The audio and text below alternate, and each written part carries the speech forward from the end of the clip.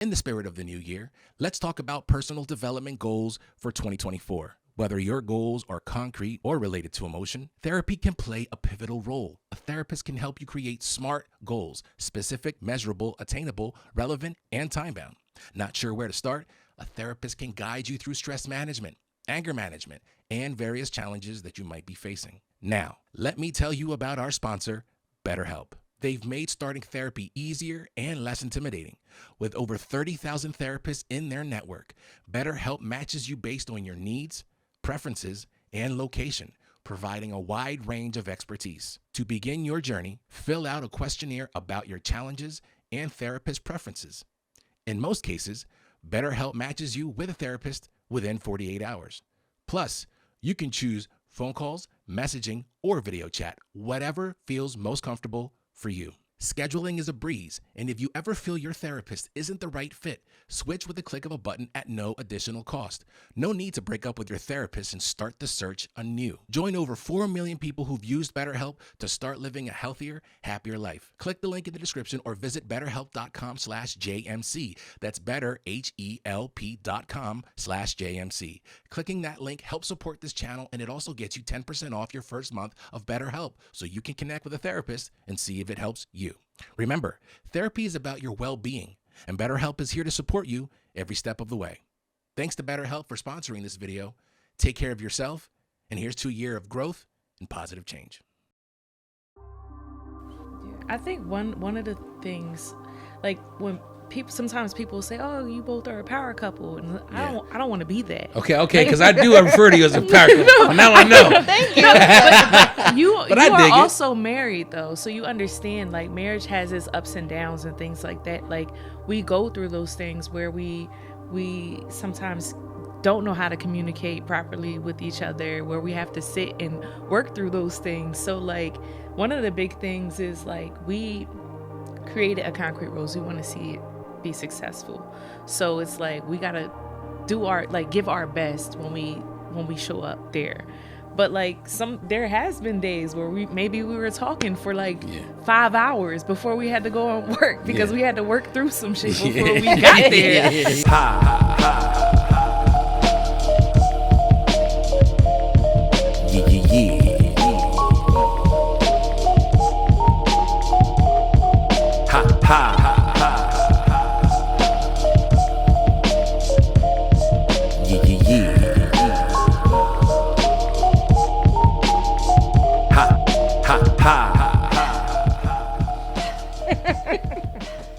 Is this blocking my view?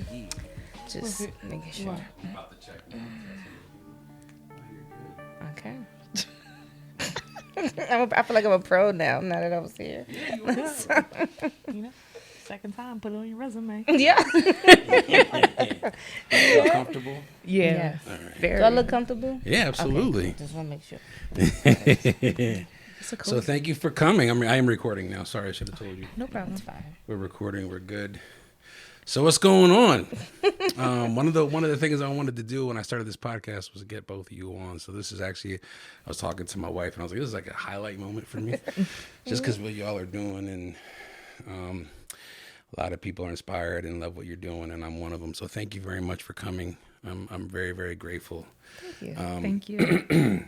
We when this comes out, it'll probably be like February or March, but it is the new year we just celebrated. So we're in the 2024. How was your holidays? How was your new year? Go ahead. It was great. It was great. It was short, but it was great. Definitely enjoyed being with the family and just spending time and just being present with them. Yeah. That's it. It was really needed. Same, but definitely unplugged. Yeah. Got time to just relax and just be. In the moment. Was just enough. Yes. Yeah, it was. I actually took a month off, like with the exception of doing interviews. I haven't uploaded anything, and I just had to unplug, and I had to kind of take a step back. I actually rescheduled a couple interviews because I was my mind was just frazzled. So when it comes to unplugging and disconnecting and being in the moment, and I'm sure you both agree, that's like a high item on my list. And my wife not that she keeps me in check, but she helps me remember that, you know, like, hey, you know, don't get lost in the fog. Yeah. You know what I mean? Stay balanced. Yeah. Stay balanced. And I feel like the older that I get, the more I'm like, I'm comfortable being in that balance. You know what I mean? You good? I felt like I was sitting here. I know. Like, you want to come over here? Yeah, I'll come. That's fine. We should cheers. Let's do it. Yes. Let's do it. Okay. I didn't drink first. Cheers. Yeah. You can clink with me. There we go. That is really good. Say it with your chest. That is red label or black label. It tastes like black label. Yeah. It's one of those. I'm not too savvy like with certain names of whiskey. Like this is what Diet Coke. I usually drink it straight. I can't do it anymore. My wife. I forgot to say. She's like a whiskey connoisseur. Yeah.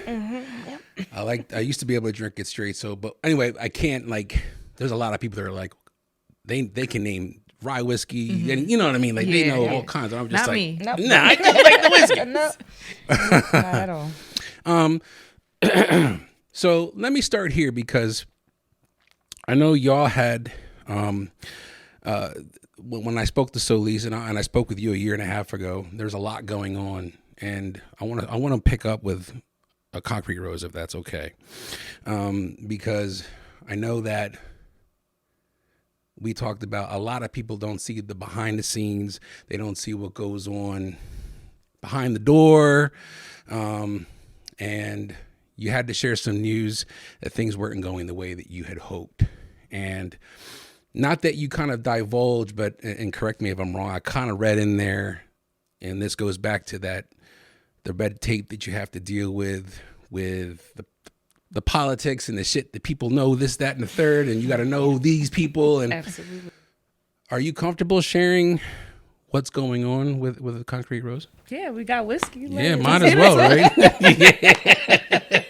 And I got plenty. No. I'm gonna need some cola put in there. But yes, go ahead, babe. It's like where to start. So we have, talked about our journey, like how it was difficult in the beginning because people, when I say people, I mean like lenders who were reaching out to like funders for money to start this idea because we just had an idea. We didn't have excessive funds. So it was like proving ourselves and proving the idea over and over again. The first thing was, why would anybody want to drink wine in Southeast? Can you even make wine? What makes you think that you can just make wine and start selling it? So we were being challenged every step of the way. So that was exhausting in itself. But to move forward and then actually open the doors. So it was like, oh, well, you can't do this. You're not going to be able to do this. Then we went on to do it with the crumbs that they gave us. They gave us limited funding. They knew that we needed more. So we asked, what did we ask for? It was $150,000? Yeah, I believe so. So it was a $150,000 project to $200,000 project. And we were given from the one lender, we were given $50,000. Okay. And during this process, we kept like bringing them everything that they asked for, and the goalpost was moved. Okay. So it's like, you must have this credit score. So we worked hard to build our credit, to make sure our credit was good. Then they were like, come with $20,000. We came with 40. I think it was 40, right? Yes. We came with $40,000. Then it was like, oh, well, you need this or you need that. And you need, they were asking us for like crazy stuff. Yeah. So that was just in the beginning stages. And then just keeping it sustainable was very difficult because it's really just us two. We have staff, or we had staff. So that's a whole different thing now. We had staff. We have to pay them. We had to figure out a menu, and that was something that like was very challenging because we don't have that restaurant background. So that was challenging. We still had to make wine and make enough to sell it in bottles and sell it in store as well. So it was very difficult to try to balance all of that while we were advocating for ourselves when we were treated wrongly, behind closed doors. And to just piggyback off of that, we was told that we had to open within 2 weeks. of when we received our license. So that was a challenge in itself because it was just like, that's not normal. Yeah, I was about to say, is that typical to be told when? No. What was their reasoning? Did they tell you? That's just a rare thing to ask. We had it was around our liquor license. So we have like a limited winery license, and basically they had it in safekeeping because we weren't finished with the construction. So once we got this, what was it? What's that little certificate of occupancy? Okay, yeah. They told us that we had, I think it was 2 weeks from that day to open, at least to have like some kind of soft opening where we're, having people in there. So we had to do that in 2 weeks. We were not ready. Yeah. Oh, no. we probably would have still been like working on it. Yeah. So we had to open within that time frame with what we had, and we made it happen, but it was very difficult. And it wasn't our vision. Like, we wanted to market more. We wanted to do more. We wanted to, show the process more in different ways. But everything just happened so quickly. And with that 2 weeks, we was like, whoa. Yeah, well, I feel like it kind of robs you too of like how you envisioned the opening day, how you envisioned the ribbon cutting, how you envisioned it's forced upon you to do it differently. And so you're kind of forced to kind of like bite your tongue in a way because you're finally getting that moment. It's not on your timetable. So it sounds like really from the gate then this has always been your back has been against the wall. Yes. And I think I go back to people don't see what goes on behind closed doors. People don't see the behind the scenes. It's a shame that when you have somebody that's saying, I can bring this to the Southeast. I know we talked about that. It was very important to you. Why wouldn't you want to get behind something that could enhance the culture in the Southeast, bring more people to the Southeast, and change the landscape, in my opinion. But that goes back to the agendas. This was something that were you somewhat privy to what you were getting into in that regard, or were these things that were kind of like, oh shit, y'all are really starting to play some games? So I have to be mindful of how I word things. But yes, please, I understand. Yeah, I mean, I'm not worried about me. I'm not worried about you. I'm worried about you. I don't want you to. Right. So I knew that there would be a fight with people that didn't look like us. I didn't know that the fight would be so heavy with someone or people that I identified with, that I trusted. Okay, I got you. So that is what hurt a little bit more, because it's like, we're in this together. We have the same, we say that we have the same intentions and goals, but it felt like there was work being done against us while telling us, well, I'm helping you out. I'm looking out for you. So if I asked a question like, hey, this don't seem right. Well, I'm doing, I've done X, Y, and Z for you. Basically, don't ask me that question. So it felt like... Okay, gotcha. It felt like we were being gaslit throughout the whole time. And this is something I'm very keen to. So like, I was the one, like, not to say Solise wasn't either, but I would send out emails like, hey, this doesn't seem like this is cool. This seems kind of shady. What's up? Let's talk about it. And I really love to have communication, like have conversations with people. Definitely the difficult ones, the ones that we're uncomfortable in, because that's how we grow. But I was seen as difficult, or I was just kind of nagging or questioning the integrity of others when we just wanted to be treated fairly. So I think that's what hurt the most, because we weren't expecting it to come from where it came from. But it's not something that we haven't seen in the past. No, yeah. I can. When my wife tells me when we talk, there's times where she shares that she has to watch what she says. I'm not sure if I spoke with you, but she has to watch what she says, because she'll be looked at as the difficult Latina, the loud Latina. She needs to be. You have to walk this line, but now we're in a game where the scale is way bigger than the average person has to deal with, and I mean, you're alluding then you're dealing with this with people who look like you.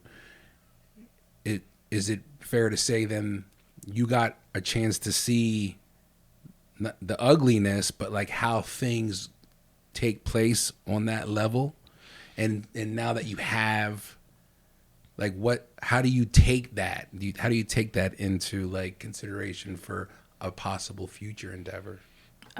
It teaches me, and this is stuff that I've studied for years. I've seen this in different systems with different people.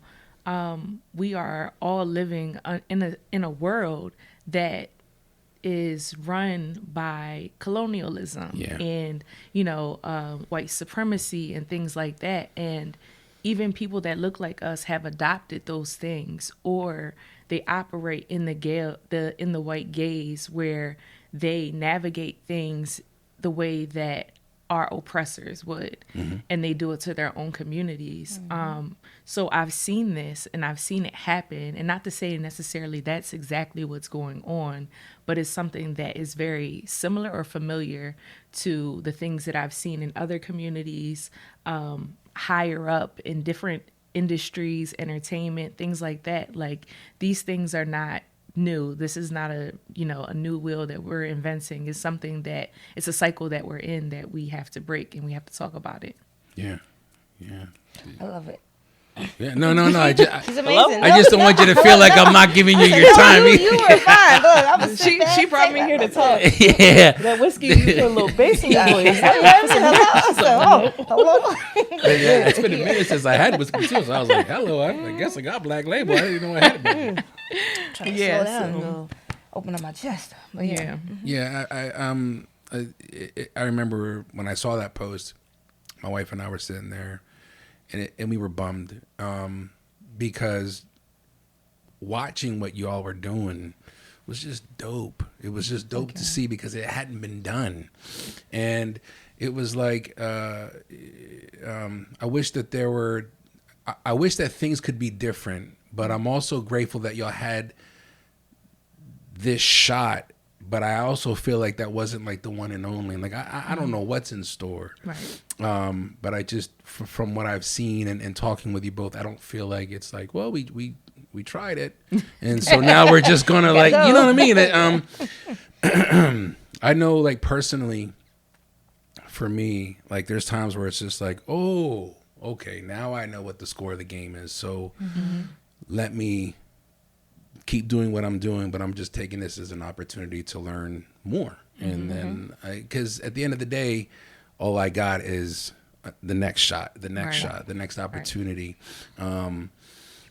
So I appreciate you being candid. And the reason why I wanted to start off with that, because it's that important, I feel. I'm sure you do know and are aware, like, how important the community, how that is important to the community. Yes. But I felt that it was important also for you to have that opportunity to kind of be like, here it is, and it is what it is. But it sucks, but I'm grateful that you did it, because I feel like people saw that and were like, oh, okay, I'm inspired to do this now, whatever that may be. So thank you. So here we are now, the New Year's 2024. Yes. What's the game plan then? So right now we're present. So as everything just unraveled, going back to 2023, just announcing that, it was a relief. It's just been going on behind the scenes. So, and we have been trying to be as transparent with our process as possible, because we want people to know that it's not as easy as it looks when everything's all glitz and glamour.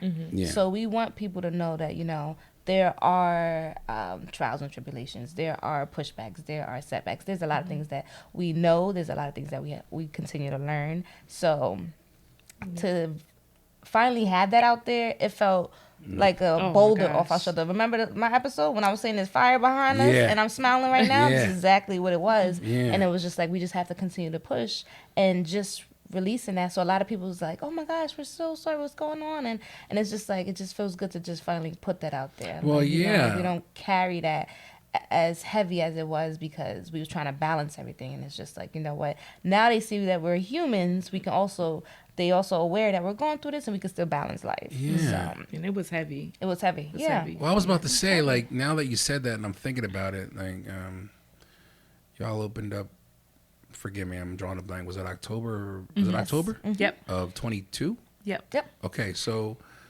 for a year, a little over a year, how was that like? I mean, now that you, I know you've explained what you had to deal with, but I'm talking about like between y'all, this isn't something you can just turn off. Oh, absolutely. You know what I mean? Not. Like, how was that like for you? It was a complete learning process. I mean, we had to learn how to balance something that we needed to be at all the time. Yeah. And then we're married, so we have our home finances. Yeah. Then a Concrete Rose has its finances, and like if a Concrete Rose was ever doing bad, we had to invest our personal money. It's that personal equity, right? Personal equity is what they call it, but we still had to invest that money into a Concrete Rose, because if we didn't make enough money to pay payroll, who's going to pay them? And like as an owner or a boss, and we talk about this often, and I'm like grateful to like be on this journey with you, because we have someone to talk to about these things. So like we give grace to the people that we work with all the time, but like if you can't pay somebody their paycheck, you know, that's not going to be reciprocated all the time. Maybe one time or maybe not. But other people may have they have bills to pay. They are depending on that check. So it's like, you know, I'm working, trying to book like double time. She's working a 9 to 5 to make sure we have our house bills paid, and then enough money just in case something happens with the Concrete Rose, that we have a little bit more to be able to pay for that. So people don't see that. And it was very hard because it caused a lot of turmoil. It did. And then it conflicts, because then when you talk to business people, they're like, do not put your money into the business at all. So they're like, you know, always make sure home is fine, because at the end of the day, you have to have home before you have the business. And I'm like, I understand that. But as business owners, you know, this is your baby. So, it's very difficult. And then we hear, oh, no, you have to stop doing that. You have to X, Y, and Z. You have to make sure you pay yourself, at least to, you know, start off and get in the habit of paying yourself. And it's just like, we can't do that right now. Like, we didn't start off with the fund. So it has been very challenging on that end. And personally, just growing and understanding. And now I'm more aware, so I'm just on it and things like that. But it has been beautiful. It's been very beautiful to just see the people that just walk in a Concrete Rose, and it's one big family. Like we say, welcome home. Every time you come in there, you're going to talk to somebody else in there, regardless if you know them or not. Because that's just how open everybody is in there. They'll help you out. I've never been to a place where, you know, they're helping me at the end of the night. We're closed, and they're like, oh, let me put this away from you. You need me to wipe down chairs? You need I'm like, we ain't even say nothing. So it's just like, they're like, oh, we love this place. We want to make sure we keep it clean. And I'm like, that's what's up, this though. is beautiful. So well, that was the goal, I'm sure, was like, to enhance that community aspect. Absolutely. So people don't see that part either. They don't. You know, they don't see what the people that contribute their time one way or another. I know you said, like, when it comes to the paycheck, some people are understanding, some people are not. And it's like one of those catch-22s where it's like, I can't fight you on this. Like, I got you. I get it. When it comes to doing stuff like that, I've heard stories like this before, where it's like when people are trying to do something on their own and they've got people involved in it with them, they don't even get paid. They just make sure that they're paid. There's a lot of stories you hear, people that start businesses and they're like, look, I skated by, we weren't even really making money. It was just, we were just 0, 0, 0. Just everything was covered, but we weren't profiting. You know what I mean? Right.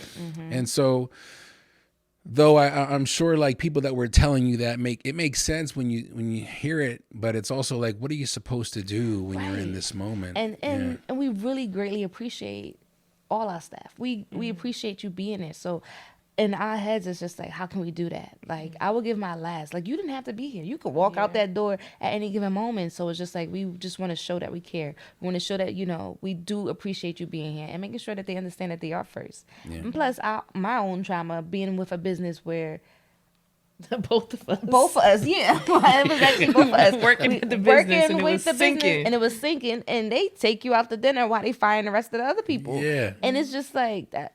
We just been in spaces where we just understand where we want to feel seen in a working environment and work as a team and also create that culture in there. So, yeah, that's the first thing. We want to make sure that they are paid regardless of what's going on because they deserve it. They do. Yeah. When it comes to the community, when you made this announcement, how was the outpour like? You said that some people were like, I didn't even know, I didn't realize, this, that, and the third. Like, was that reception of the community what you expected or no? I think I may have lowered my expectations because of my experiences. And it wasn't the first time we were mentioning that we were struggling. No, yeah. So when we dropped the announcement, people were like, oh my God, why didn't you say something sooner? I didn't know it was that bad. And I'm like, why? I told you it was that bad before. You didn't believe me because I was still showing up. We were still working. We were still hosting events. And it was that bad. Just because you see the place packed out doesn't mean we're making as much money as we should. Right. So, like, I lowered my expectations of what the community would do, not because I didn't want to be open to it. I just didn't want to be disappointed. Sure. Yeah. So the outpouring of love from the community, not just in Lancaster, but outside of Lancaster, has been so fulfilling that it has motivated us. Like, people shared with us their personal connection to a concrete rose versus, I just like to go to that place. Yeah. It was very deep. It was very intimate. We felt like we succeeded. Well, we did. We have succeeded in our goals. So, like, no matter what happens, we know that we did what we said we were going to do. Well, you also set a precedent that type of environment can be done.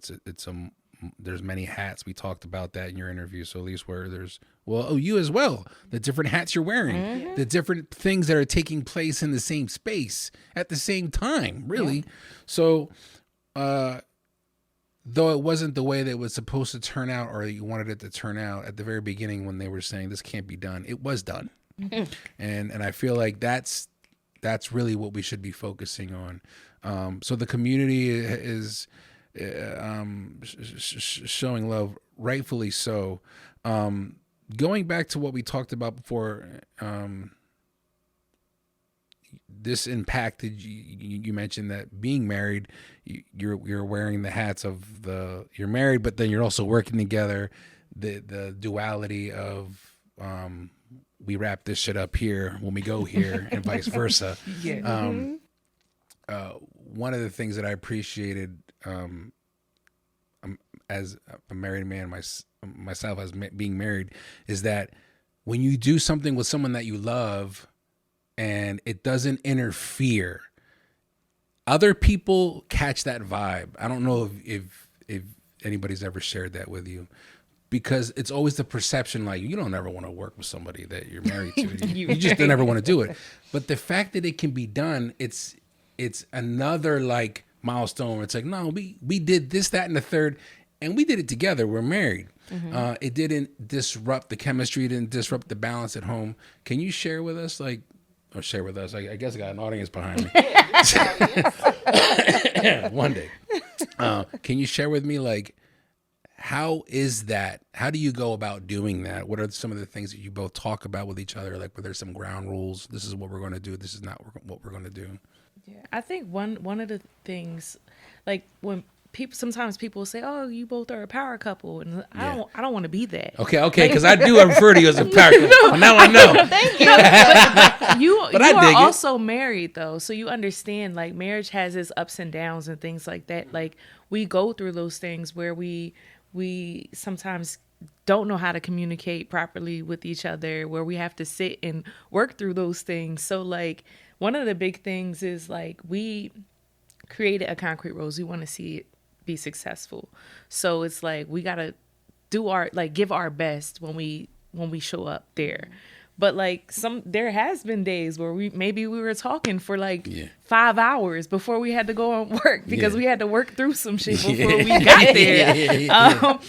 And that, you know, it just works out that way. But when we're going in there, like if she sees me in the back struggling, she's not gonna, you know, be pissed off and be like, well, I'll go figure it out. She's gonna get back there. She's gonna help me make the food. I'll help her up front. And we'll eventually talk about, you know, what needs to be talked about. But like, you know, I think a concrete roll is helpful. Sometimes. It is helpful. Yes. Because maybe it would have been like, I need space for 2 days, but we have to go to work. So it's like, fair enough. All right, we sat here and we just made this, you know, this wing platter together. Let's talk about this after. Okay. Yeah. Well, I didn't think about that. Like, you're right. Like there's times where I'm sure the space is needed, but then you realize like you were able to probably get through it because you were not forced, but you had to go to work together. You still had to be in the same space. We might as well figure this out now, which is kind of dope because, you know, I've had my experiences where it's just kind of like, I love you, bye. I love you, bye. And then you go to work and then you come back and you're like, are we all right? It's been 8 hours. Right. Absolutely. So the reason why like these questions that I'm asking you, one of the things that I like to do is kind of like bring to light like the humanity, and like you mentioned earlier, we're human, because when the power couple comments come up, it's I've always felt that I only really hear that with Black and brown people too. I don't really hear that and I'm not trying to be like against white people. I'm just saying like when I because I feel like the narrative of Black and brown people as couples is marriage, and it's never always really glamorized. It's always the bad. It's always like, well, look, they didn't the divorces and the children they ain't acting right now. So when you have this dynamic that's so dope and strong, you know, it's such a powerful moment. The power couple comes into play. But I always try to bring to light, like, look, like people are doing this, that, and the third, but they still got to deal with the same shit that you're dealing with. And we can talk about love. We can talk about anger. We can talk about mental health. We can talk about emotional stress. We can talk about the wonderful beauty that is marriage and life.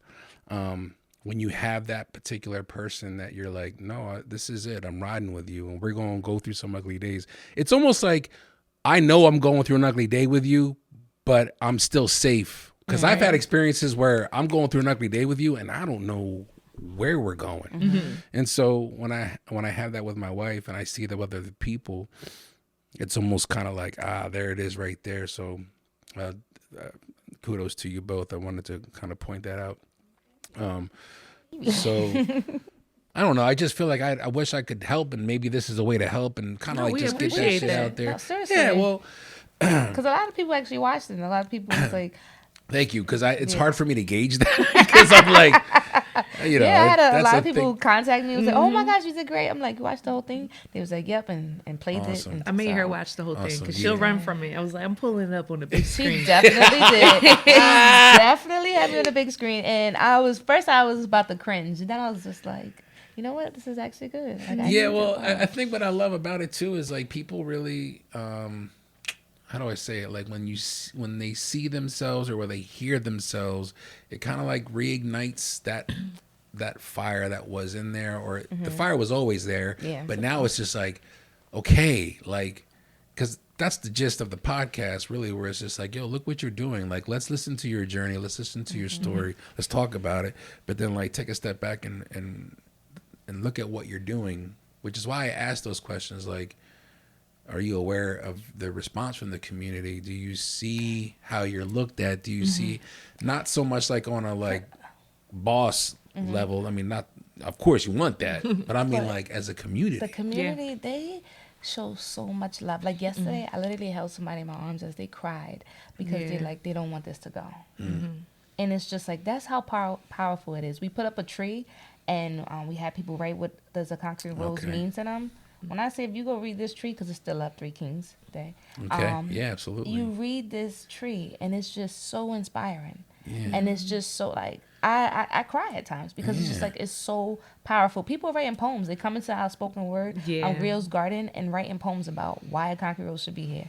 What does it, and what it means to them. Like, it's amazing what they're doing. And it's just like, wow.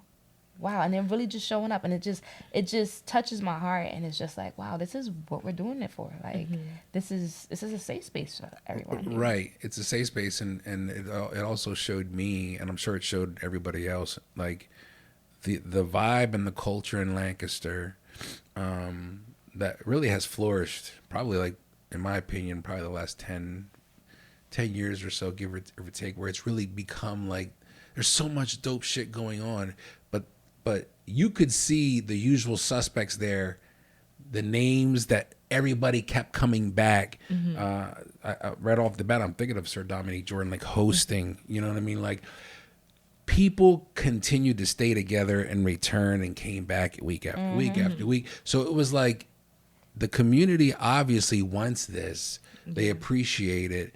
They benefit from it.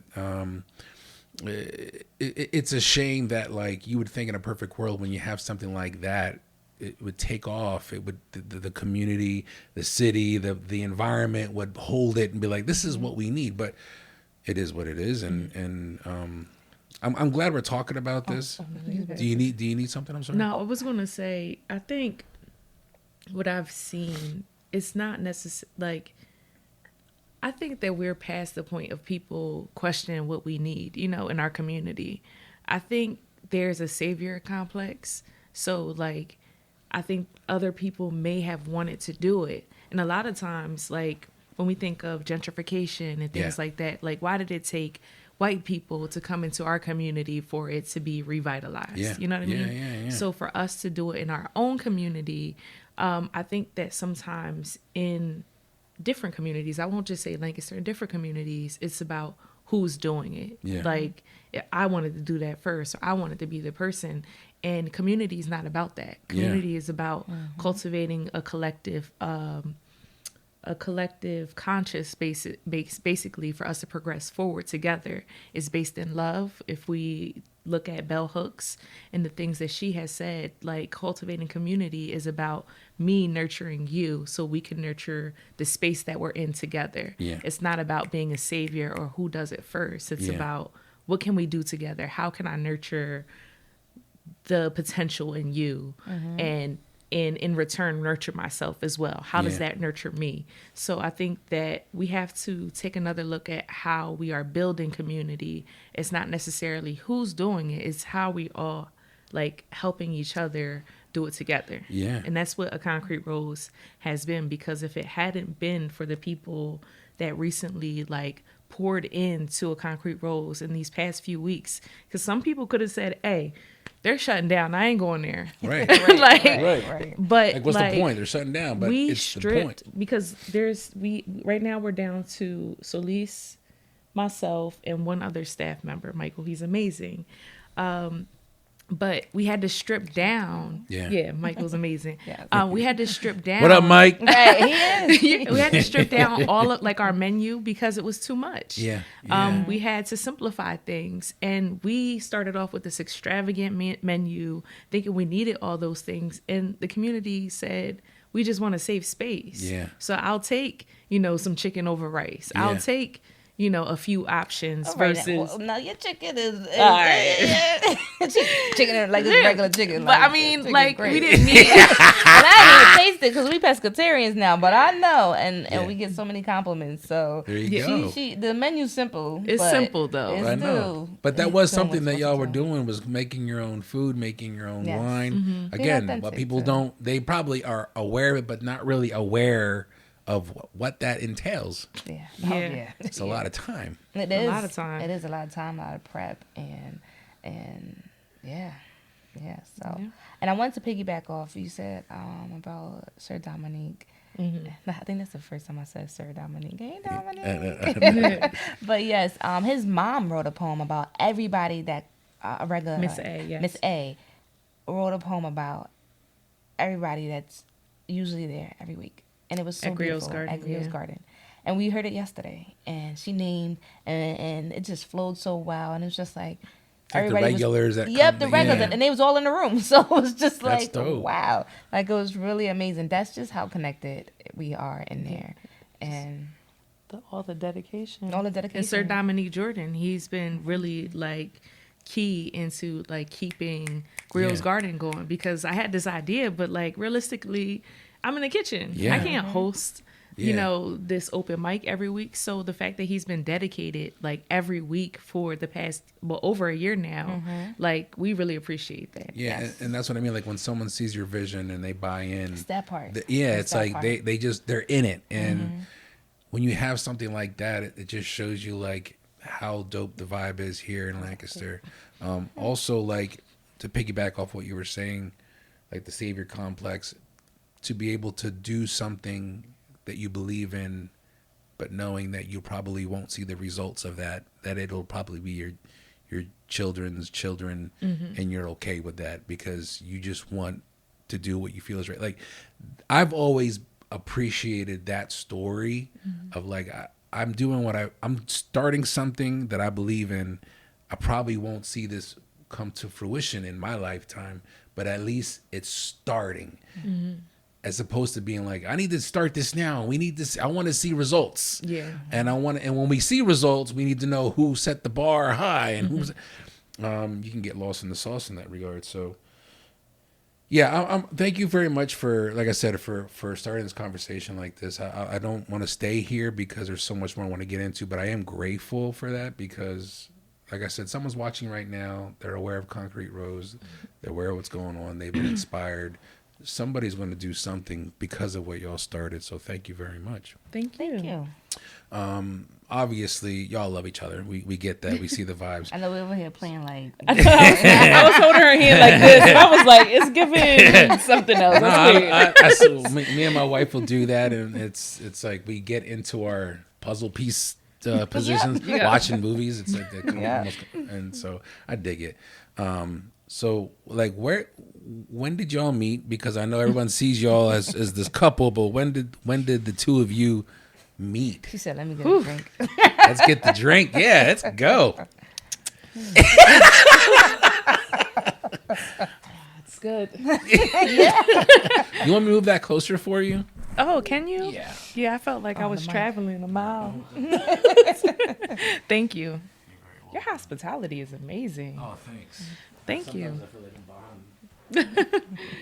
I'm behind. So we met in 2015, right? Yes. I was looking for a choreographer for Speak to My Soul, the play, and one of my best friends, she is your sorority sister, and she was like, "Hey, I know this, my sorority sister. She's real nice with dancing. She battles kids. I'm the best, and I battles kids. I doubt that she said that. Just because I know my friend, she would never give you that glory. You know what? I see it, but she's just too cool for school. But anyway. But she was like, "Hey, she's nice, she's this is her telling me that you were really good." She was like, she's kind of nice. She was out here battling kids. She showed me a video of Solise like at this battle, and there was kids, and she was just going like she was going crazy. Like you did say that you'll battle anybody. I did. Yes, I was like, and okay, you said cool. Kids. I needed a hip hop choreographer specifically for our final scene in the show, so I reached out to her on Instagram, and I don't think we really communicated like that for the first half. Yeah, no. Yeah, it was just I came in at that time. I was just really focused on what I needed to do. So when she contacted me, I came in, did what I needed to do, and I left. Oh, you talking about after you after came we met through? And communicated. Yeah. Yep. You still there wasn't. It wasn't then. It was no. Okay. No. It took a little bit because again, we both was just in and out. Like, yeah. At that time, during that time, I don't waste no time. When I'm done and I gotta go, I gotta go. I don't stay and linger. Yeah. So it was that time, and then later on, we became friends. We became friends, and then she just fell in love with me. And It's 2015 when y'all get married. 2020. Okay, so this 5 years. Well, then what? 2015 y'all met, but when did y'all start dating? Around 2016. Oh, okay, so it was a whole year. Yeah. Okay. I was actually engaged. Okay, gotcha. To be married. When you met? Yes. When I first met her. So okay. Yeah. Okay. Yeah, it was a turning point in my life. Sure. I was about to say is that I had an interview with forgive me, Marie Bell, I believe. Yeah, and she shared this same story in regards. Are you comfortable sharing that or yeah? no? No, I just So I was in a relationship at the time, and we were engaged to be married. But so I had a plan for my life, and my plan was I have an amazing son. We have an amazing son now, but my plan was no kids, no marriage. I just wanted to be single, and I wanted to travel the world, and that's what I wanted to do. And I was in a relationship with someone that wanted those things. And those things that you just mentioned? Those things that I mentioned, and I didn't want those things. So once I, was pregnant with my son, with our son, I felt like I had to follow this model. So it was like, well, you're pregnant now. You need to go get married, and you should get married. And I felt like it was really what I wanted. But then I was in this relationship. I felt unhappy every day. I didn't feel liberated. I didn't feel free. And it was just like, what am I doing? So we became friends, and I was like, I feel free. Like there's a whole life out there that I'm not living because I'm about to basically, in my head, I'm about to be domesticated. I'm going to be somebody's wife. I'm going to be expected to do certain things. And I was expected to cook and clean at home. And I had bigger dreams than that. I didn't want to be minimized to just doing those things or just working a job that I really didn't want to do. And I had dreams that I wanted to pursue. So I felt like we clashed there, and we really grew out of, we grew in different places. So once I realized that it was about breaking off a relationship that seemed perfect to everyone else, which was very hard. So going to, family and friends and saying, what, this isn't working out for me. And I've been saying it for a while, but it's one of the responses that bothered me most was well, he's not hitting you. So what are you leaving for? And I was like, just forget about my happiness and things like that. So after we broke things off, then I wasn't sure what I wanted to do with this situation because it was scary for me. And, I started to date her, and it was very difficult because this is a side that my family has, my friends seen it. They've seen that side of me. My family hasn't seen it. So it was I had to come out as a new person, but I had to step out for me and deal with whatever the backlash was going to be to step out into this new freer version of myself. Was that, you said my family hadn't seen it, were they aware of it but they didn't see it, or they just didn't know at all? I've only I've only dealt with women in between my relationship with that person. And so my friends seen it in college, but they didn't see it at home. No one's seen that at home. That was Lancaster's too small. So when I had mentioned Marie Bell, I interviewed her. She was married and fell in love with a woman and realized she had to really own who she was and live her truth. And so I'm kind of one of the things that I appreciate about that interview and what I'm hearing here is what I don't think people take the time to truly understand is the strength it takes to be not only am I going to stop this, but I'm really going to shake up a lot of things, because following my truth is going to go against a lot of everybody's expectations of me. Like you said, it's now that I'm pregnant, I need to get married. There's this law of what you should be doing instead of well, what do I want to do here? Because at the end of the day, if you're not happy, you're not happy. I know, I'm pretty sure our parents are around the same age, roughly. My mom and dad and grandparents, they all would say the same thing. if she's not doing this, if she's not doing that, then you don't complain. And it's just like, I get that, because y'all came from a time where it was like there was a lot of that going on, and that was the game plan. But now, like, you have to follow your truth, because we've seen now what it's like when you don't. I watched my parents divorce. I was 20 years old, and when they divorced, I was kind of like, yeah, I saw this shit coming. Right. I could count on my hand how many times y'all were intimate with each other, hugging and kissing. Like, you guys didn't show it. And so following your heart and following your truth is imperative for what you want to be, where you want to be in the future. And if people can understand that, sometimes family and friends won't see that, but that's okay, because if your gut and your heart's telling you where you need to go, you can go there. Eventually, those that are really vibe with you, that want to fuck with you and love you, they'll come. Yeah. So when you said it wasn't easy, like, are you at a better place with that now with family, or what's that like for both of you, really? Yeah, well, when I broke it off with my ex, I didn't feel safe in Lancaster. Like, I didn't feel safe. Yeah. So one of the things that she did was she took me to New York, and this is a hilarious story, actually. So she took me to New York City. And this was the place, like, oh, okay. Like, just to reset, like, and all that kind of stuff. But I'm like, oh, well, I could be a little bit more free in myself, right? So I'm like, this is new to me, like holding hands and all that kind of stuff. At first, I'm like, oh, get your hands off me. So, like, all of that was very new to me. But, like, there's this thing about my dad. So at the time, my dad he's a New Yorker. So I tell him, like, hey, Dad, I'm in New York. I ain't gonna come to the city without hitting you up. He's like, oh, cool. Where you staying? I was like, oh, well, I'm staying. I don't even know where we were staying. So I'm like, busting it up with her. We chilling and stuff. We might be holding hands. And my dad is, like, standing there. Yeah. Like, standing at the doors. Okay. He didn't tell me he was coming.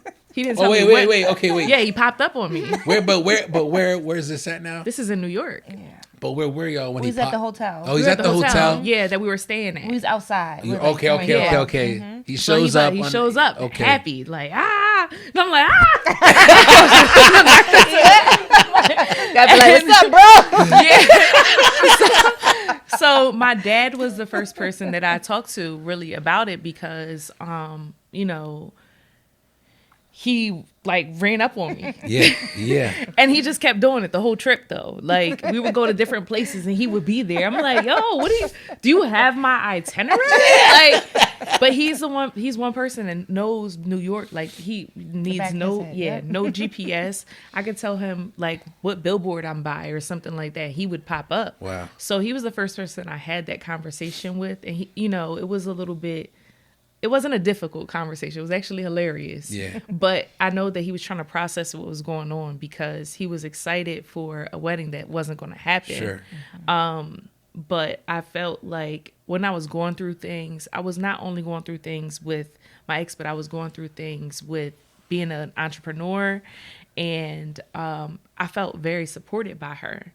And it wasn't support as if I just had this hobby and I was just doing this thing just to pass time by, because I'm, a stay-at-home mom or something. It was like, no, I believe in your dreams. I believe that you're going to do what you say you're going to do. So, like, that made me, like, believe in her as a person even more, because she saw what I was trying to do and didn't, like, brush it to the side as something that was small. And I think that's something I struggled with. Yeah, I can appreciate that, because when it comes to, I don't know personally, but my sister's gay. She came out when she was 17. And I don't think I know for a fact, I don't want to speak for her, but she didn't get that type of support from our father. Mm-hmm. And even though my dad and mom came from a time that was different, I feel like my mom at least was like, okay, let me process this, but I'm here. Mm-hmm. So I think that's dope that you got that I kind of envisioned it like I never met your father, obviously, but through your posts and the pictures that I share, I can kind of get that vibe from him, where it was just kind of like he probably was kind of like picking up the pieces in his own way, but loving you as his daughter, I think probably obviously right was the primary thing in his life, and so how did that feel for you to have that safe haven in a way with your father? It felt great. I know that there were times that I didn't feel as supported, and I think it was just him going through the motions of things. Okay. But overall, I know that he loved me, and like he wanted to support me. He was just trying to wrap his mind around things. But I would say definitely at the end of his life, like he was in full support. Like he wanted to be there for everything. We just had seen him in Florida, right? Mm-hmm. Yeah. So at his house. So like he loves Solise. Like, okay, cool. He would call. I'm like, what are you asking about her for? Like, you're calling me. Like, where's my girl? So like, you know, he and I think my whole family had grown to love our relationship and love her, just for who she is, not necessarily like, oh well, you know, she's with that girl. Yeah. I think that they moved away from that because my happiness matters most, but it did take people time to process. Yeah, I think people, if they're paying attention and they can tell that you're happy, if they love you enough, like I said, then they'll come around, because I've experienced that in my own life where it's just like, I may not be doing what you want me to do, but if you can notice that I'm a better person because I'm being who I am, then you're going to buy into that. And one of the things I don't like to do is like, let's focus on the fact that you're gay. It's not like that. It's more like, yo, let's focus on the fact like that these little nuances in your story that everybody can relate to is what we're trying to talk about, right? Like it's the fact that there's love present, but some family members may not agree with it, but we're doing what we believe in. I'm following my truth. And I want to say, and for my experience with it, it was the complete opposite. So, like, even when I came out to my mom, the first thing, I was like, Mama, I'm younger. I like girls. She was like, I know.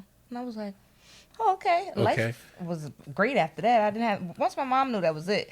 So, then meeting her, and I have been with women, so it was just like, the no PDA and stuff. I'm like, whoa, this is new. Okay, because you were already... I was already in it. Yeah. So I was just another one. Absolutely not. I was just them girls. I was going to get right back. DJ Khaled. I was just another one. Not at all. No. Clearly, she was the one. No. But the dope thing about that then is I would assume then you were in that experience with her, understanding, and were you more... Because you were already... In your life, seeing her go through that transition, there was a support system in there one way or another where you were comforting her, you had her back. There wasn't any like a lot of like, come on, like I've already moved on I'm here in my life. You need to be, you know what I mean? When I met my wife was, I was just going through I had just started a divorce actually. I'm lying. I separated. I was still legally married. I met my wife, and my wife was like, we were vibing. It was great, but she was like, you need time. Like, you need time. I'm already 3 years past my divorce.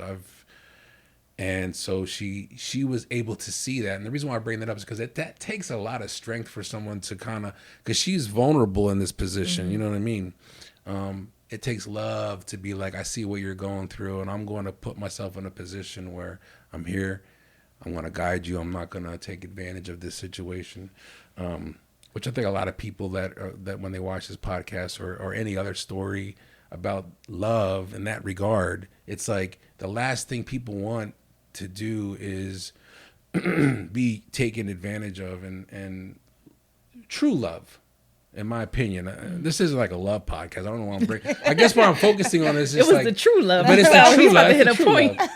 The true love. It's like man, like can I be vulnerable? Can I let my guard down? Like you said, I don't want, why am I holding your hand? Don't hold my hand. Like you're already in that very defensive, protective state, but eventually the guard comes down because that's what it's all about. I'm going to get a refill. Would you like anything? I know y'all got your Coca-Cola. Yep. I like that. Yep. And then you'll see how fast it, wait, hello? I'm drinking this like a real one. A real one. Okay, baby. Go ahead. I see you. Thank you. Here. A little hot. Got the fur on. She got the fur on. That's why. Oh, okay. It's the So one of the things that I brought up with Solise when we were talking is both of you are creatives. And so when it comes to choreography, dancing, battling kids, speak to my soul, spoken word. When you asked her to choreograph, was that the beginning of her inclusion into working together, like in regards to our creative space? Yes, that was our first time. And we continue to work with each other for the next few productions that I did. And the music videos, I think. We did. Everything. Yeah. Ever since then. I like to work with people, like if I need a choreographer, if I need a singer, or if I need somebody to produce, I want to completely trust in you that you will do what I expect you to do as far as honing in your own gifts. Yeah. Because choreography, like I can have a vision, but I can't execute it myself. So like if I have a vision, I want to fully trust that she can do what she says she can do. And, you know, working with a bunch of different creatives, like that doesn't always happen. Yeah. Some people have confidence all the way up here and their skill set's a little bit lower. So That's a nice way to put it. Yeah. And which is great for them. But like as far as like when I'm working with someone, I want to focus on what I'm good at doing. And I want to have a team of people that are excellent at what their gifts are as well. So Solise, when it came to choreography and dancing, she had like a different fire, a different passion, where I can say, I have this vision, this is how I want it. I would love for you to incorporate some of your ideas into it, your flavor, all that kind of stuff into my vision. And she did that, and I didn't really have to worry about it. Yeah. That's a dope thing though too, like to be like, here's my vision, I trust you to do your thing with it. Like I don't want to micromanage it. I want you to do it. Like, are you? Is that common for you? Like you said, you've worked with a lot of creatives. The reason why I'm bringing it up is because I don't know if I could do that. Sometimes I'd be like, here's what I want you to do, but then I kind of want to make sure you're doing it the way that I envisioned it. You know what I mean? Like as opposed to being like, here's where I want you to end up. Get there however you wish. Yeah, so I mean, I'm definitely open to the creative process, but I will show up at rehearsals like I don't like. Oh, absolutely. I don't like that. Okay, yeah. Whatever that is, don't ever do it again. Yep, That's me at rehearsals. Just like that. Just like that. What is that? Hate it. Cut it. It's not it. Yep. You will see on my script like omits on like straight stuff. Like I do when it comes to my vision. If something looks weird or off and it's too far off, it's gone. And she's big on that, and I love that. Like just watching her, like I've grown so much. Like started off as the choreographer, and I just thought about this right now. And I ended the last show. I actually had a role. Okay. Like a speaking role. Yes. So welcome. So, yes. So that wasn't always you. You weren't always doing that part? Also, I secretly love acting. Like I love acting. What you mean secretly? Yeah. Like is nobody this something really, that? So you, like but this she is something you scenes at home. Yeah, I love it. So for her to actually recognize that, and she was just like, you know what, I need you to play this part. Yeah, and I was just like, okay, and I loved it. So I still play the part today. Yeah. Is there acting is that something that you want to fancy maybe sometime? Maybe. Yeah. So it's funny because all my college years, all my electives was theater. So okay, all my electives was theater, and Yeah, why not? I haven't really thought about it in that capacity, but if she needs me for it, I know I'm good for it. Like, I haven't, I guess it's the audition parts and stuff for that. Like, yeah. That's the part that kills me. And I'm like, You did audition. No, I auditioned for you, but I'm saying like for other things outside of my comfort zone. The reason why I bring it up though is like, if that's something that when you say secretly, I take that like, is that something you like to do just within the small circle, the family life, or is that like, I kind of low key would like to act. I just am uncomfortable with the auditioning, but if I had a shot, I'd take it. Is that where? I feel like that because I'm getting that vibe from you. That could be. I never really sat down and thought about it, but like when she needed me and she was like, "Hey, I need you to do this," I would step into that role. Yeah. Like because I know I can do it. So it's just like I really haven't sat down. I was just like, you know what, I would take the acting role, but I'm pretty sure I would if it's me. Yeah. Like when they make a movie about y'all, you gotta play each other. So you might as well get. I could play her very well. You know. All right. I'm a great. No, not each other. I mean, you gotta play yourself. Oh, I gotta play myself. Oh, okay. So look, trying to play I could be her. Look, I'm a great impersonator. But no, yeah, absolutely, I will play myself. Yeah. I mean, it's the only way. Like you got to. I'm great at it. So, but yeah. So I love it. But just watching her and just learning so much. And just being with her on that journey, and then for us to open up a Concrete Rose, I have and watched a lot. And you said earlier that we don't have cooking experience, like background. So I do have culinary experience. And she doesn't like to say it, but she is amazing with cooking, and she has experience with it in the kitchen. So I did want to correct that was a while ago, but yeah. So, but yeah, so we balance very well, and just watching her and then just growing and watching how she manages and help creatives, like it's so inspiring. Yeah. And she will push. I've seen her push people's brand or whatever. Like for example, King. Fire. He works with fire. Okay, yeah. She will push that the fire. King, yes. Yeah. King Prolific. Yeah. King Prolific, and she will push and go behind the doors and say, "Hey, this is okay." Like calm everybody down, their nerves, because you know production. They think that they're gonna burn stuff and things. Like I seen her go to bat for people, and that's what she do. So to continuously watch that, and then I wasn't aware until we opened up a Concrete Rose how much I took in. From just watching her. Sure, yeah. Like how much I took in, like her having these hard conversations. I'll be sitting in meetings like, whoo, sweating. I'm like, I could never, but now I can. Yeah. So it's just like she has these uncomfortable conversations. She's always educating, and especially advocating for creatives. So to see that, and then for us to build a Concrete Rose, I already knew like I was with the right person. Well, I knew that before all of this, but just building with her, it was just like, wow, like she is truly amazing. And I have to throw this out here.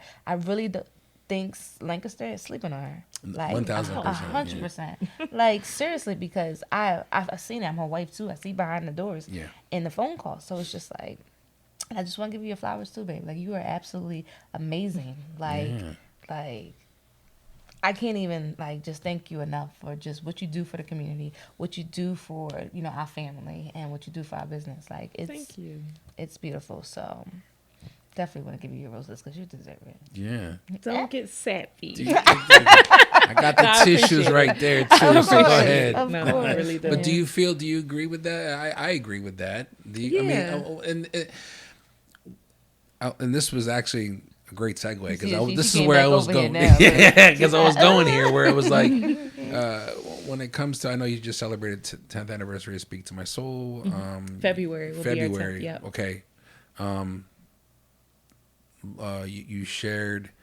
You opened for Lauryn Hill. Was that something you just did? I did a tribute show. A tribute show. I would love to. But you also, she's a Recording Academy.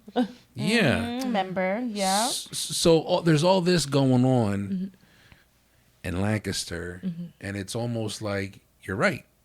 It's like, do we not know what we got here? Do you ever get the vibe like? I know you mentioned before when I talked to you about.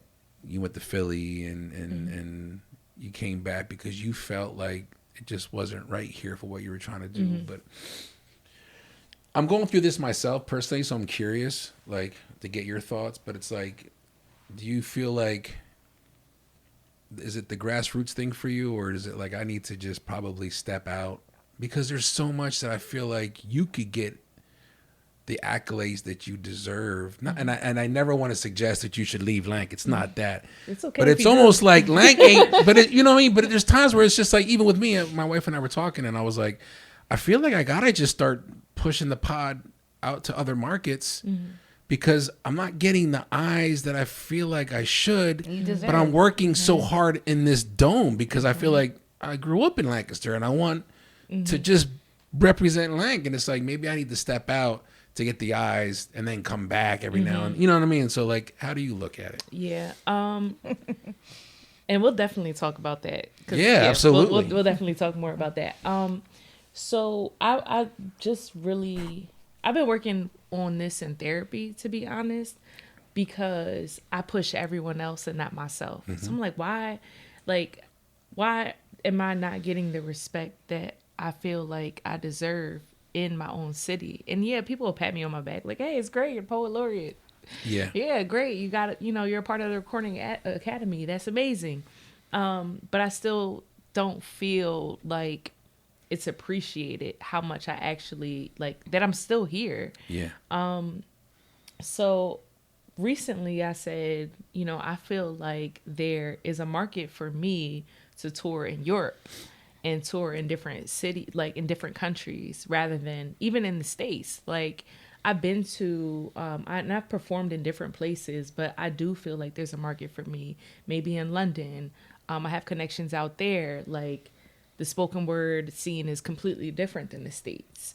So I do see that there's opportunity for me in other places, and maybe that recognition will feel fulfilling to me versus how I feel overlooked sometimes here, because here I feel like, and just the same thing with the Grammy thing, like I put Speak to My Soul montage of voices up for Grammy consideration, but the intrinsic motivation for that wasn't like, it wasn't for me. Like I was motivated because I felt like I had to get this one more thing, add this one extra thing to my resume so people can respect me more. Why do I feel like I have a crazy resume? I've done things that people dream of. I've gotten out of the practice of saying like humbly or you know, I'm not like I've worked hard for that shit. Like I'm not going to keep making other people feel comfortable because I've done these things. So I stopped shrinking myself in that way, but I was chasing more all the time. And now you see like Taraji P. Henson, Viola Davis, they're experiencing the same thing at their level. So it's like, this is not just a me thing. This is a situation where when it comes to Black women and women of color in entertainment, but especially here as being a small town and we all have conversations with each other, I think that we could treat the artists that are here a lot better. Because Lancaster is literally making money, and their tourism is like a lot is, I would say not all based off of, but they make a lot of money off of artists here in Lancaster. No, 1,000%. And I can't imagine a world where if you were ever to reach this milestone that you speak of, that they wouldn't glorify it in all of their local magazines and articles. She's ours. You know, like she grew up, I mean, I don't know how many, fuck, you got to hear about Taylor fucking Swift, and she grew up, I don't know, Reading or whatever, and I'm like, but then she's not even from Lanc, but it's like, where it's like, oh my God, but, you know, so, and I will co-sign with this, and obviously I don't want to speak for you, but because people don't want to get the idea like you're just asking for accolades. It's like this underlining, like, fuck, but I like grew up here. Why can't I get this recognition? I'm trying to give it to you here. Right. And I think growth comes into play when you come to that aha moment where you're like, I am nice, and I think I need to do this over here. Because the older we get, we start realizing that these days go by really fucking quick. Next thing you know, 5 years. You care less about a lot. Yeah. 2025 already. For real. Yeah. But I think for me, it's because I do this full time. This is not like a side hustle for me. This is not something I do sometimes. Like, I feed my family off of my bookings. I don't have any other income. Like, as far as I don't have a 9-to-5 and things like that. So, like, I'm really on people's ass. Like, if you want to book me, I'm going to give you an experience, but you're not going to pay me the same amount that you paid another poet that just started. Yeah. Like, that's unfair to me because I've worked to get here. Mm-hmm. I know that when I'm on the flyer, because I don't perform often in one spot. Like, you won't see me perform in 5 times around Lancaster with the same content because it takes away from my value. Sure. So, like, I want people to anticipate me. So I know that I can bring people to your show, and I know that I'm going to give you a certain level of experience. So why wouldn't you pay me for that? Yeah. You'll pay for everyone else. That's the thing. You'll pay the caterer, everyone.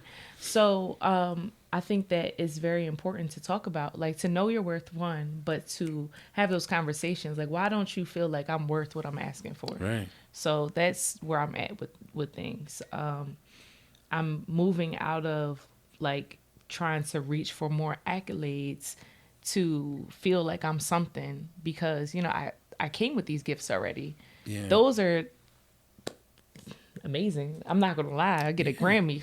Yeah. But well, why not, right? Yeah, but those things are amazing, but I do want to feel valued where I come from. Yeah. Mm-hmm.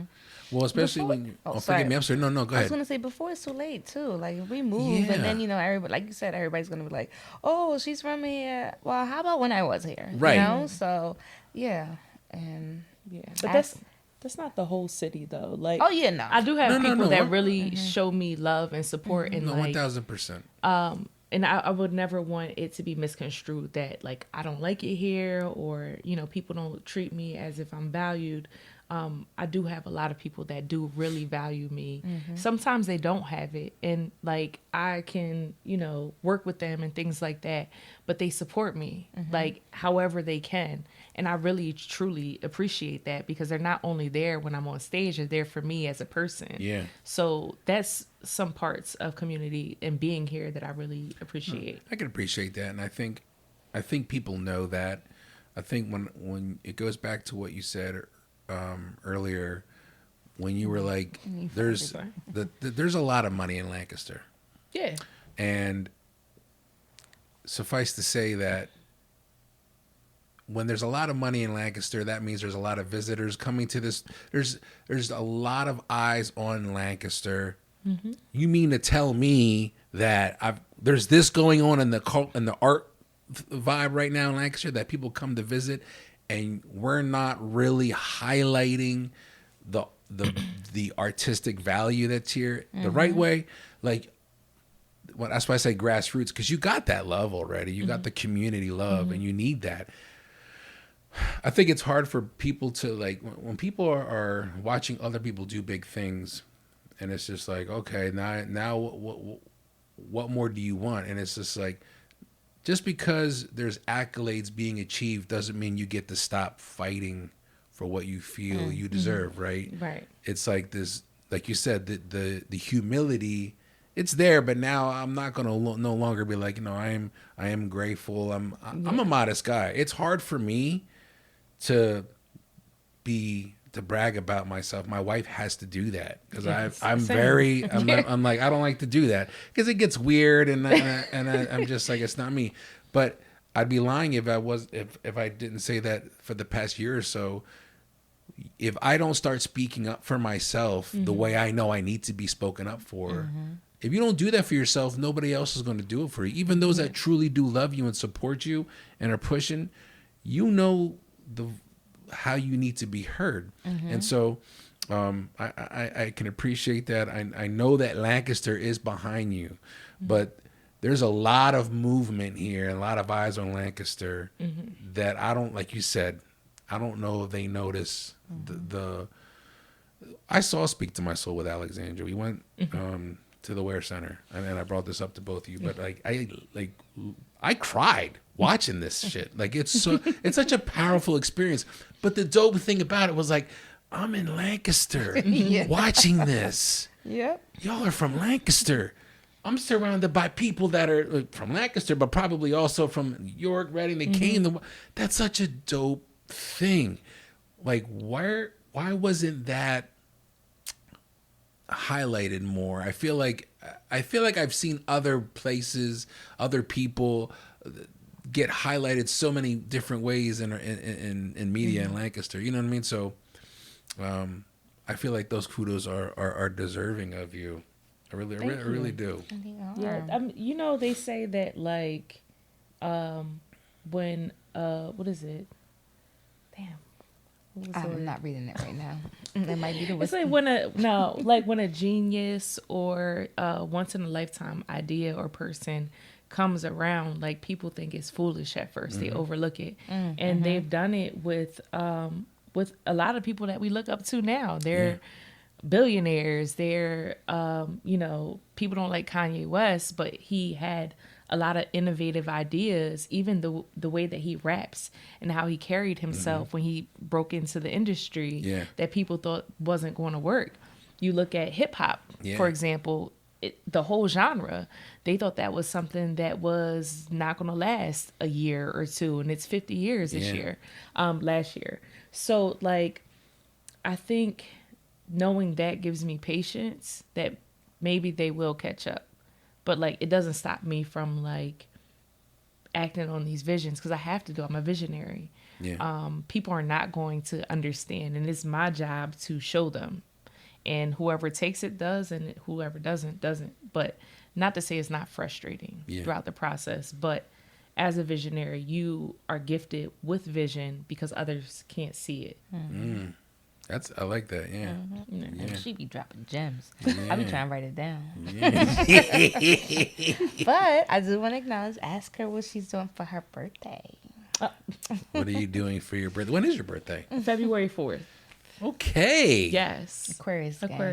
Wow, my mom's is the 6th. My sister's is the 7th. My daughter's the 8th. Wow. Okay. And I'm January 27th. Yeah. See, look, Aquarius in here. Hello. I knew the energy was right.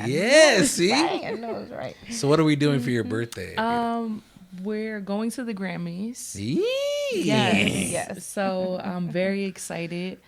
I really don't know what to expect, to be honest. Like, I've already made the connections through the nomination process. So we have to like vote in 2 rounds. Yeah. So I met a lot of people throughout that process. So I'm looking forward to meeting these people in person, and we'll see how that goes. I'm sure it'll go great. I talked to Terry and Mac. He shared how he went to the Grammys and he kept the journal with him. Is that something that when it comes to moments like that, are you the type of person that likes to be in the moment? Or are you taking pictures? Are you documenting things? She definitely takes all the pictures. Yep. I'm her videographer that day. Yeah. Okay. I'm big on memories and making sure that she captures that, because you'll never see it. It never happened. Yeah. I'm horrible with pictures. My wife she likes to take pictures, and I'm always like, I just like to be in the moment. But then when I look back at pictures, I'm like, these are great. Right? Yeah. I'm definitely in the moment. Yeah. So I remember things like, and it's just, that's how I rate my poems. Like, I will remember something someone said to me, or I would remember how someone looked at me and how I felt in that moment, or someone's compliment that made me feel, very, like, those are the things that I write about.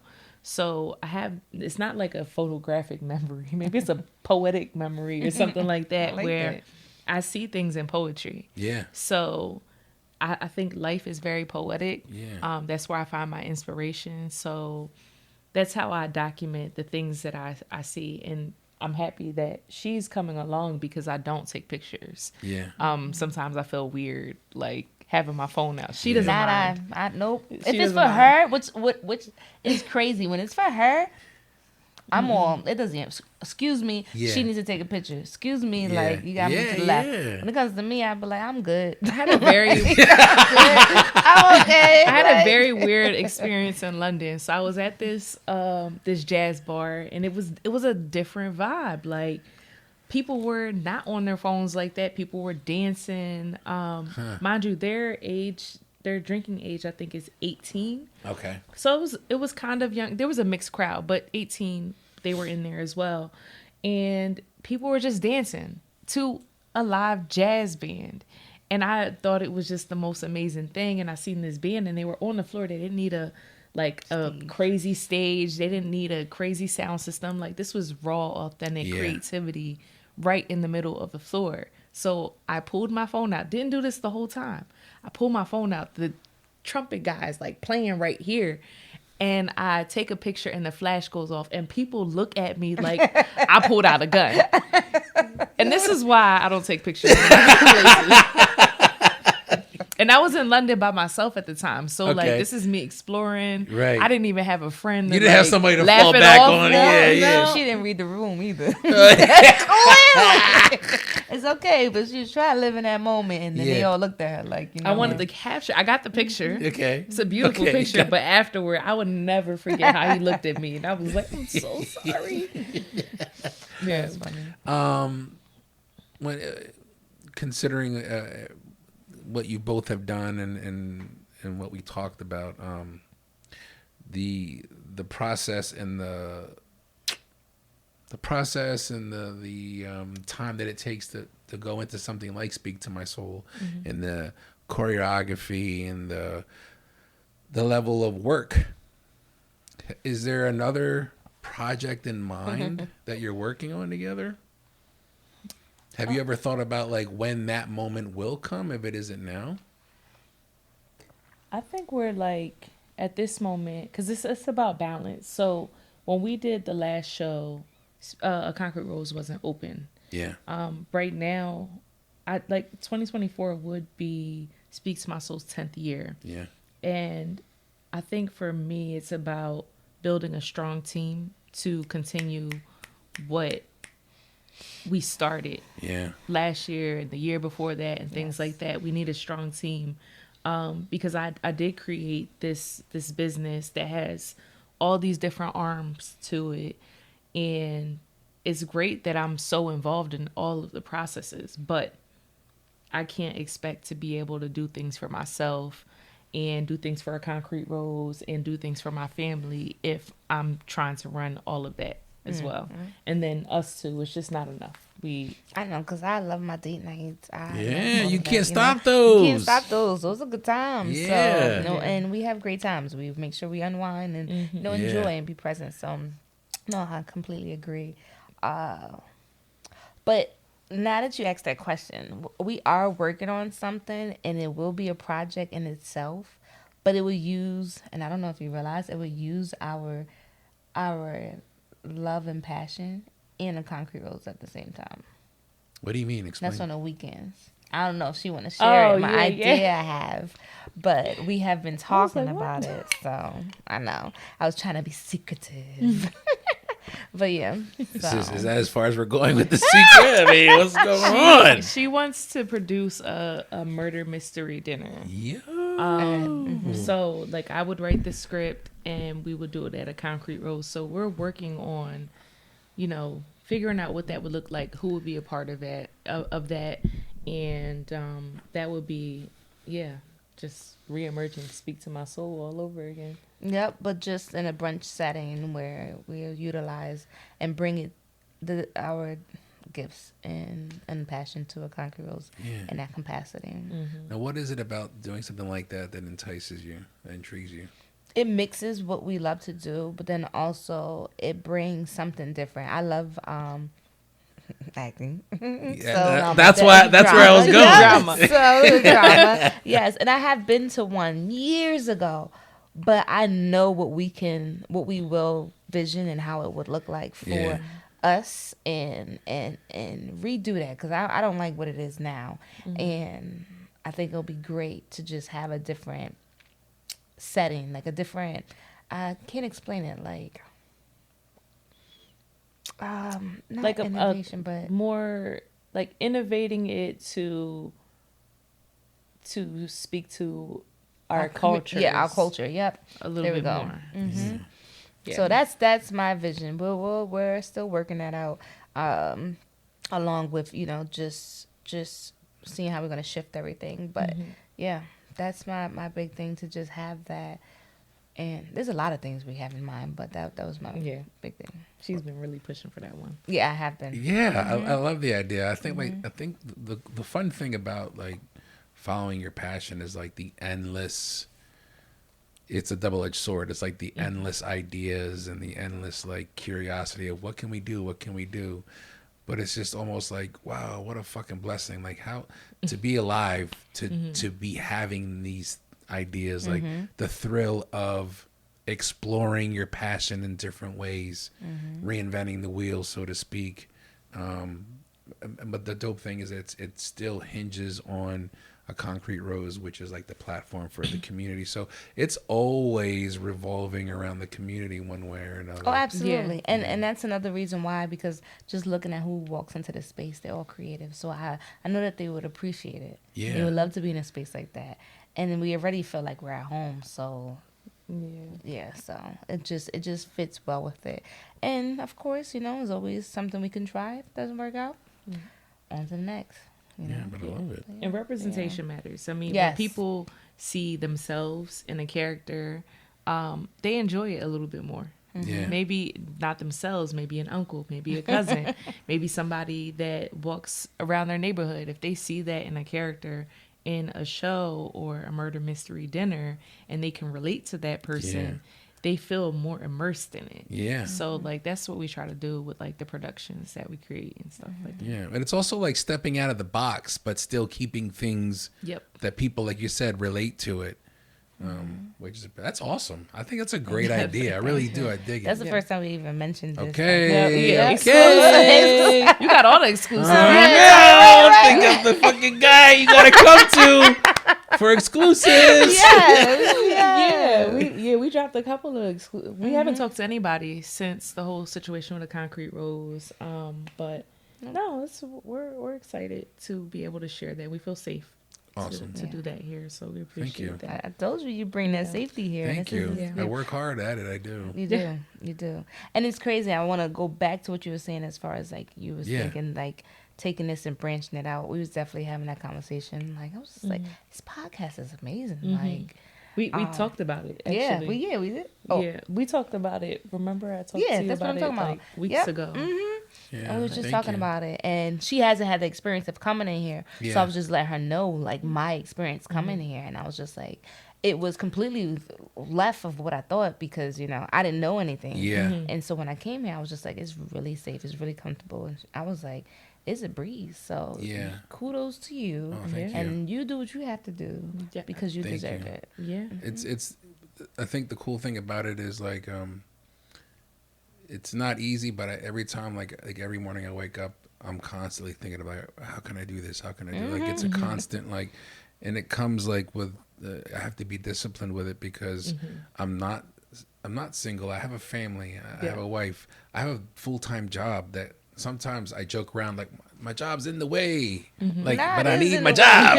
But I get it though. But it's in the way. I get it. So I find time at my job to work on the podcast, and no one knows it's all good. But I really thrive on like just doing it sometimes without even really thinking because I feel like that's the how I work the best. Like. Not thinking, but like don't think too much into it because you could psych yourself out. Yeah, that part. You know what I mean? So I appreciate it. Too. I do work hard on it, but it also comes naturally for me, and I'm just honing in on what I feel like I'm here to do, which is kind of like facilitate conversations, listen to people, and it's kind of like turned into that. I didn't start off. That wasn't the goal. The goal was just like, let's just have an interview and talk about your journey. But everybody keeps saying that, and my wife is extremely supportive. And I'm curious, like I want to pick your brains while you're here. Like there's times where she suggests things, and I'm like, I don't know. And then like a day or two later, I'm like, no, I'm thinking about it. So it makes a lot of sense. That happens, and I have to bring this up. The menu. Yeah. Because we started off extravagant, like she said, and I kept saying, "Baby, let's make it simple. Like let's make it simple." I didn't listen to her. She didn't listen to me. It's a year later, over a year later, she's finally like, you know what? I want to make it simple. Yeah. Oh, because she came up with the idea herself. So yeah. Yeah. I dig but it's just like, yeah, we had those moments. Like there's a few things we're just like, not right now. Let's table that. Like we don't want to turn it down, but we want to dig deeper into it later on. But yeah, and I'm really happy that we are simple and Sometimes your partner does see things that you don't see. So like. Yeah, they might not have like all the knowledge of what you're doing, but they see how exhausted you are. Yeah. They see you trying something that you've been trying for a while and it's not working in the way that you felt it would work. Yeah. So I would say with anything, like take the meat and leave the bones. Like listen to the suggestions. You don't always have to take them, but like try to implement them and see if they work for you, because they may be like, especially not other people sometimes. Yeah. Some people don't know what they're talking about. But your wife knows you. Yeah. So like implementing those ideas sometimes to see if they work. And if they don't, say, hey, I tried it. It didn't work out for me. But like she sees a part of you that no one else sees, and she might actually help you out. You never know. Mm-hmm. I never give her the satisfaction. Yeah. No. There's times where I think like the further I go along in this life of mine, I'm like I find peace in like humbling. I find peace in welcoming the humility. Like, all right, I've done this enough. This ain't fucking working. All right, let me go back to the drawing board. What were you saying? Yep. Okay, let's try it. Let's try it. And then it's kind of like, oh, okay. I personally, for me, I'm like realizing how conditioned I've been to be like, no, I got it because I need to do it because I'm the one that's putting us in this position. Like, I decided to follow my dream and have a day job. You know what I mean? So yeah, but I think at the end of the day, like what y'all are doing and what I'm talking about here, it's just like, are you doing something that's making you happy? And the blessing to do it with somebody else that's right in line with you is pretty fucking dope. Yeah. Is there anything that that you were hoping to discuss while you were here that we didn't get to? No? You? No. You're full of surprises. I don't know. I have to ask. I was going to ask you because, well, you're working on it, so I'll let you disclose that one. Don't hit me with another exclusive. I don't know. I don't even know what I'm working on. You want me to whisper to you? With the mics here? we can always come back. It's going to come in. For my 10 year. Yeah. Oh, the book? Yeah. Oh, yeah. Well, I'm You're writing a book. I'm working Lola, get right to it. Yeah. I was going to ask that earlier. So I'm working on this book to commemorate the journey and process of Speak to My Soul. With the show, I've interviewed people, and I have those interviews. I have the original transcripts of like what everyone has said. They're all anonymous, so like there won't be, their information won't be disclosed.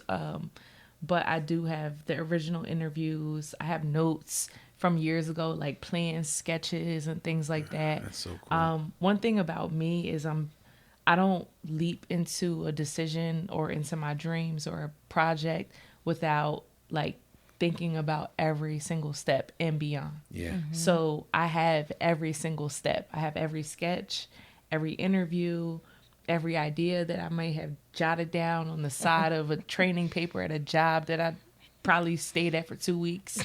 So I have all of those things. And I have, journals of notes and reflections throughout these 10 years. So I am putting it in a book so I can share it with other people. Nice. Yeah. That's dope. Yeah. That's great. That wasn't the big news. I mean, I'm also teaching myself how to like make my own beats. And, so I'm working on some things. You'll see more of me this year. Yeah. And I'm gonna test out this weekend to make sure my concussion is great, and I'm just gonna. How are you doing, by the way? Because when that came about, I'm doing a lot better. Yeah, I'm doing a lot better. That goes back to like people don't realize what's really going on behind the scenes, because it's like from what I'm watching, I'm like you're doing great, but that's nothing to joke around about. So. Yeah. What happened? You fell or no? I just hit my head on the corner of a shelf, but I hit it hard because I leaped up and I forgot the shelf was there, so it took me out. But I'm gonna see. This is my second one, so it lasted a little bit longer.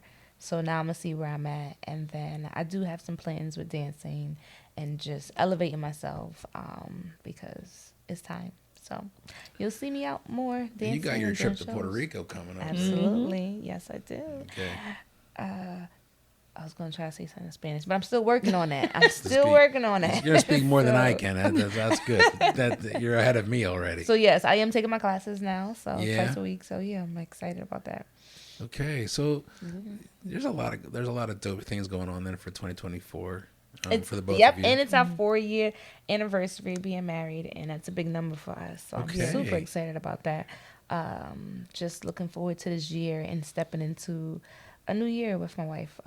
You know, these years has been a lot going on with a lot of changes and things. So I look forward to stepping into this as a more well-informed wife, but then also a business partner and mother and family. So it's just like, Yeah, I echo that. Like the 2023 for us was like just a crazy year.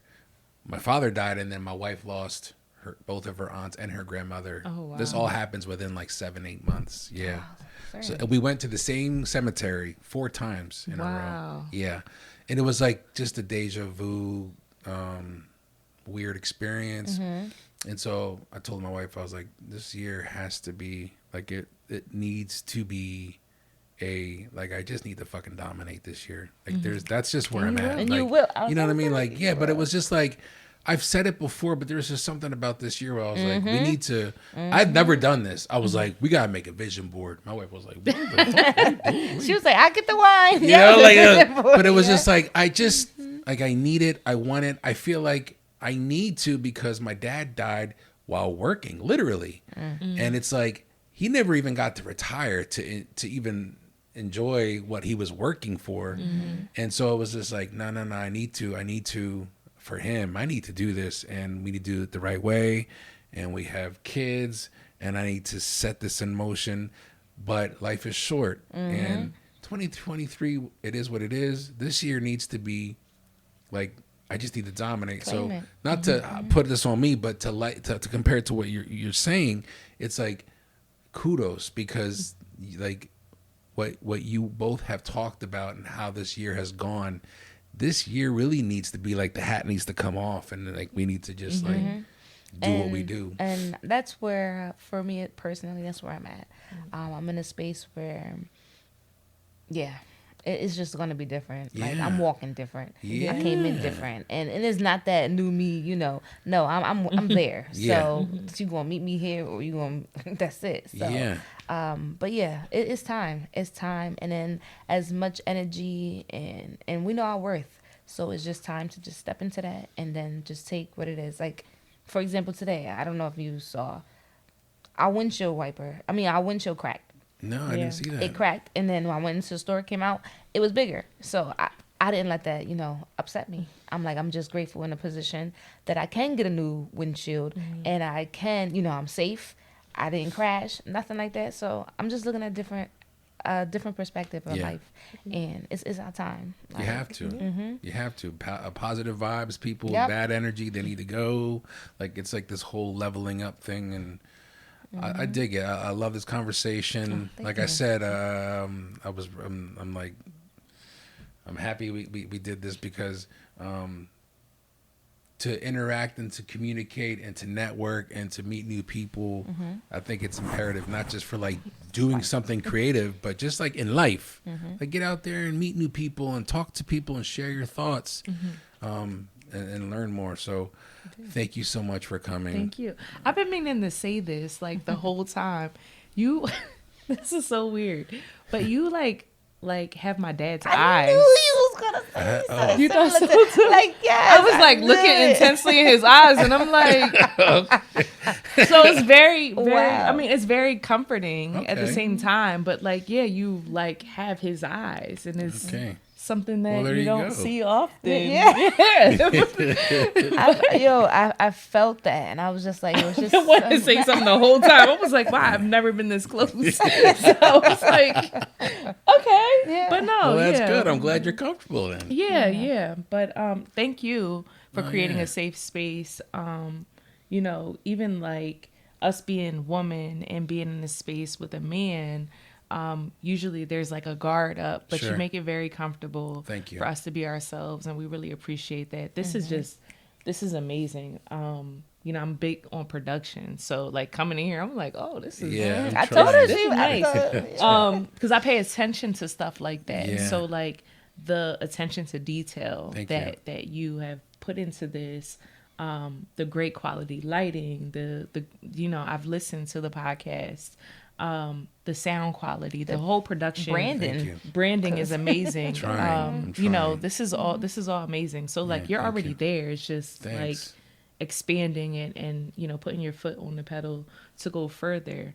That's where people, you know, usually feel like they've plateaued. And it's like, what's next? But we'll talk soon. Yeah, absolutely. Yes. I look forward to it. And also just it's just not your normal. You usually get surface level conversation. With hair is intimate, is deeper than that. Like these are the conversations I want to hear. I want to hear about the struggles. I want to hear. I don't want to hear, you know, just believe and it's gonna be all right. No, I want to know, you know, the and raw, get to know the you real. more. Yeah. He was about to get you our social security numbers. Right, just give him everything. Give him everything. No, you ask great questions. You do ask great questions. So. I actually toy with like this idea of like I don't prepare for the interviews. Now the both of you I've already interviewed, so I kind of like had an idea, but even prior, it's almost like A, I don't have the time, and B, I kind of like to wing it as we're talking because I like the conversation to be organic. But there's a time like where I was like, it gets tough because I've had conversations with people that it's like pulling teeth. I was about to ask you that. Yeah, and so it's like when that happens, it doesn't bother me. What sucks is like I have to have these questions to keep the conversation going. And I told my wife, I was like, I think maybe what I'm going to start doing is actually have like some notes with me so that I can just like get to the next question that I have in mind. But I was taking a shower for this interview and I'm like getting ready and I was like, no, because it takes me out of the whole premise of the conversation is it's a conversation, not an interview. Like, even though it's an interview, but it's a conversation. Yeah. We're going to talk about some shit that I probably wasn't expecting to talk about or you weren't expecting to talk about. But at the end of the day, it's relatable. People listen to this and like, yo, I feel like I'm just getting hip to a private conversation that people are having and it's real. So yeah, thank you. I appreciate that. I really hang my hat on it. I think it's just, I think if I ever want to do something different, I'm just going to do a different podcast, and because I can't change JMC, it is what it is, and people are kind of getting hip to like, now they know what to expect. I every now and then I'll get people that'll hit me up and they want to get on to plug something, and I'm like, that's not what I do. Yeah. But then I feel like, should I turn it down? But I'm like, that's not what I do. So I think I just need to stick to like finding a balance of this is a place where people feel comfortable and safe to talk about some things. But while we're at it, let's have a conversation and joke and laugh, because that's what life is. That's what people relate to. So thank you. I appreciate it. Well, thank you. Grateful to have you here. That's it. Pleasure. We're all done now. All right.